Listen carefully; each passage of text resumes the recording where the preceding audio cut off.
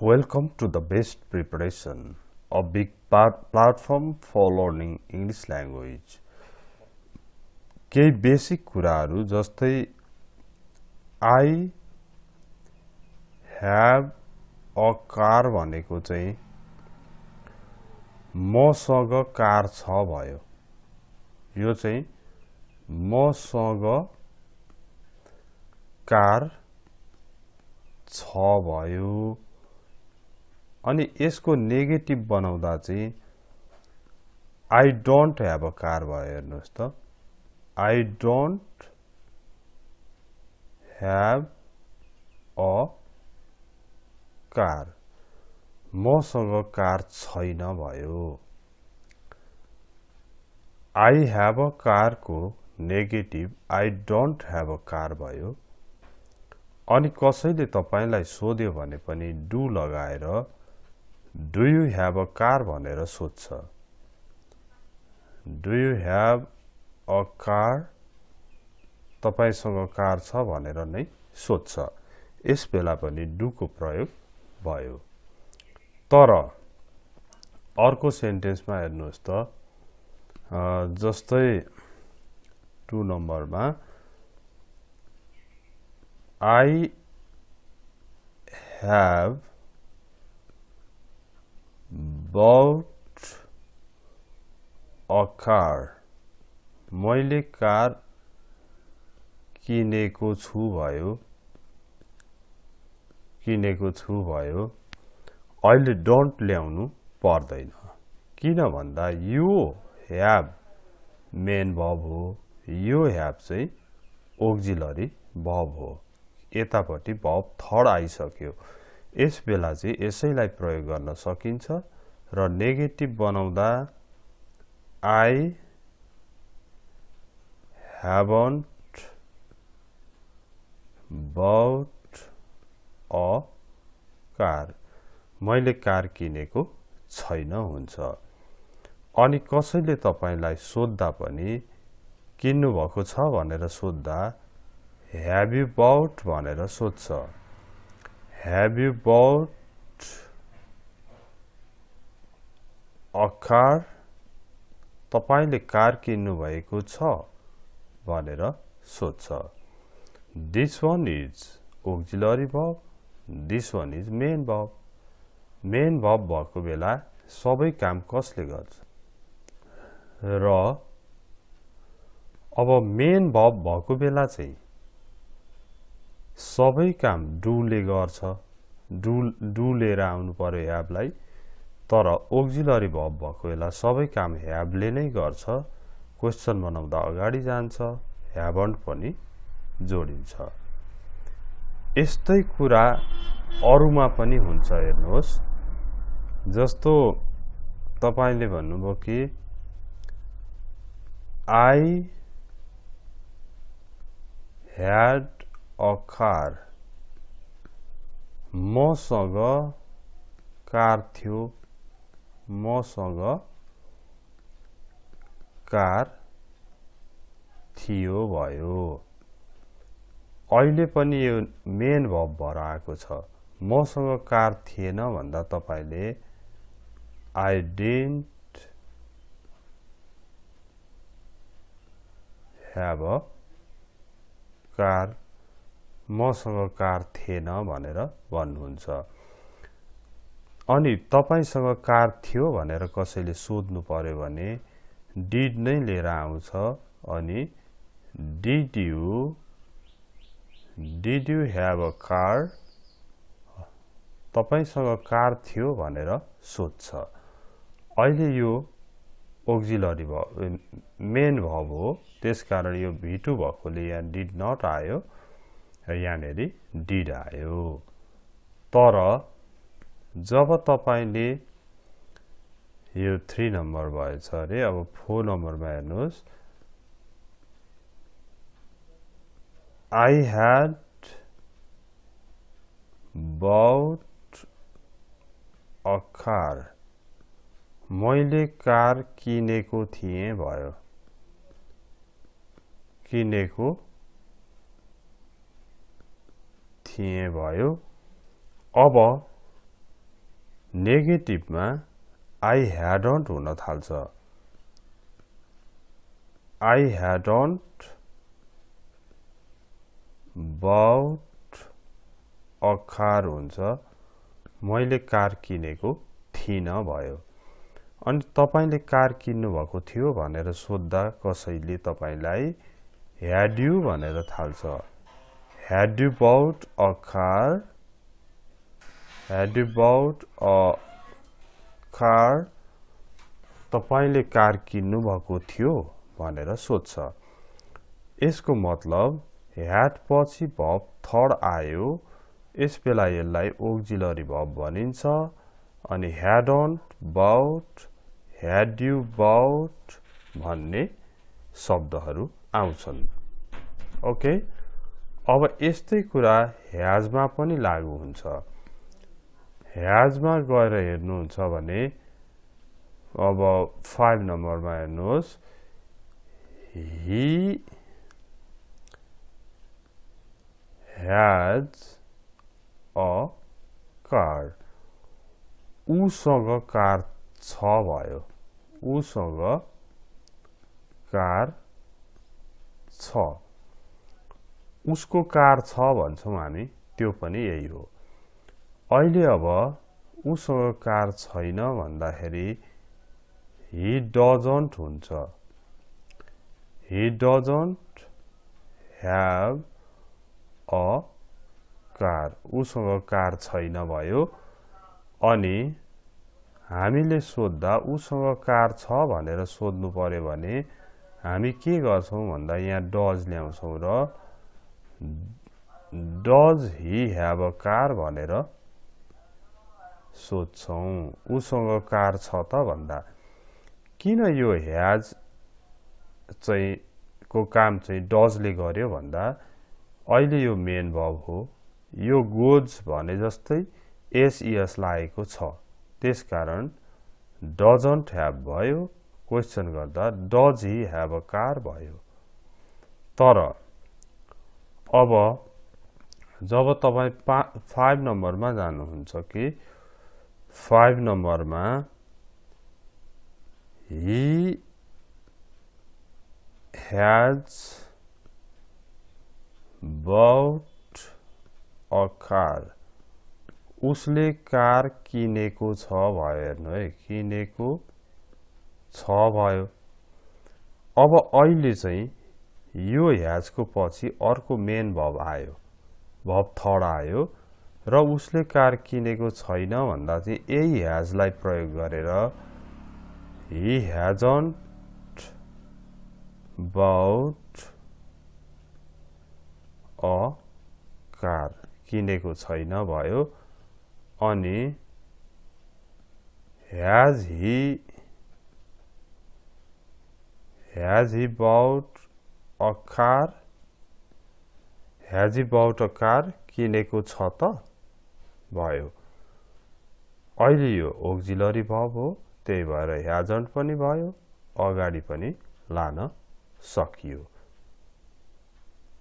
Okay त्यस्तै गरेर have को अब अर्को कुरा गर्ने हो भने मेन verb अथवा auxiliary verb को त हामीले बुझ्यौं अब have को मिनिङ चाहिँ यो have भनेको सँग छ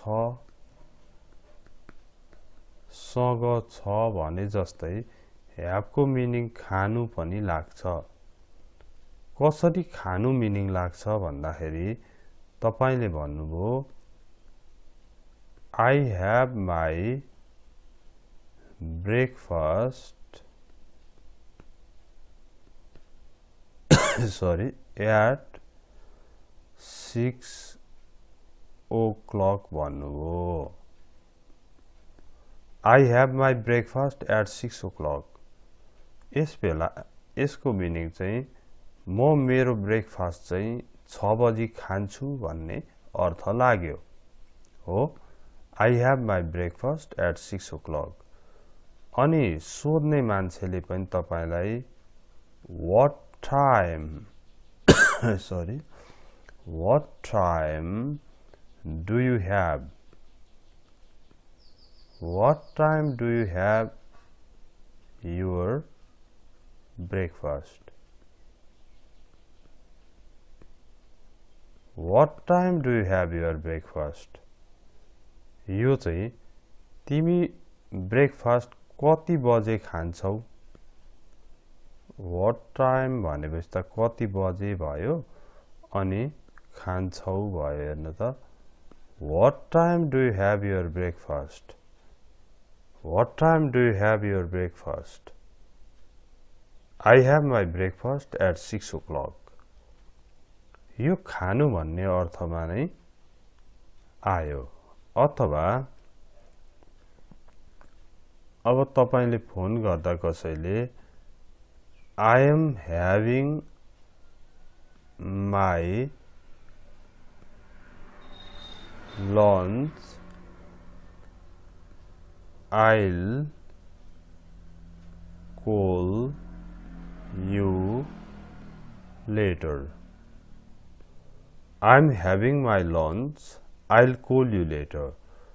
म लन्च खाँदैछु दिउँसोको खाना खाँदैछु I'll call you later भनेको म पछि फोन गर्छु भनेर भनेको हो यसरी खानु भन्ने अर्थमा पनि have को प्रयोग गरिन्छ फेरि यति मात्र होइन have को प्रयोग अझ हेर्ने हो भने हामीले have को प्रयोग चाहिँ अरु अर्थमा पनि गरिन्छ है जस्तो have को प्रयोग यसरी पनि गरिन्छ कि तपाईले I have a headache भन्नुहुन्छ I have a headache भनेको त मेरो टाउको दुखेको छ भनेको हो टाउको दुखेको छ अब I have a headache भनेको मेरो टाउको दुखेको छ भनेर पनि प्रयोग गरिन्छ अनि तपाईले I have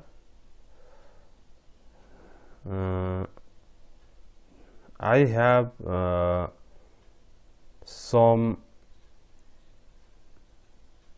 domestic problems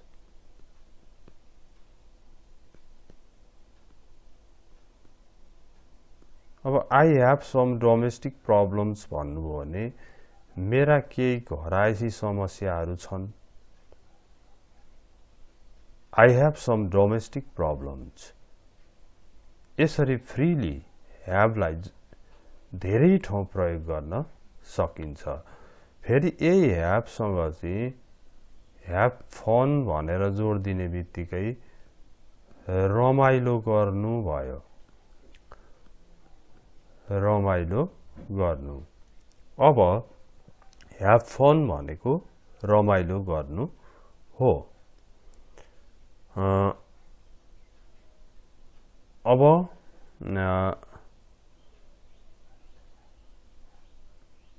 we go to the park and have fun भन्यो भने हामी पार्कमा जान्छौं र रमाइलो गर्छौं भन्ने अर्थ लाग्यो हामी पार्कमा गएर रमाइलो गर्छौं हामी पार्कमा गएर रमाइलो गर्छौं We go to the park and have fun भन्यो भने चाहिँ पार्कमा गएर रमाइलो गर्छौं भयो अनि त्यस्तै गरेर have को प्रयोग अन्त पनि गर्छ कि मानिसले जस्तो कसैले भन्छ how often भने पनि हुन्छ how often do you have how often do you have a shower? How often do you have a shower? भनेको चाहिँ तपाई कति पटक नुहाउनुहुन्छ त? How often do you have a shower? तपाई कति पल्ट नुहाउनुहुन्छ? भन्दा कसैले आन्सर दिएछ every morning. Every morning. प्रत्येक बिहान नुहाउँछु भनेर उत्तर दिएछ।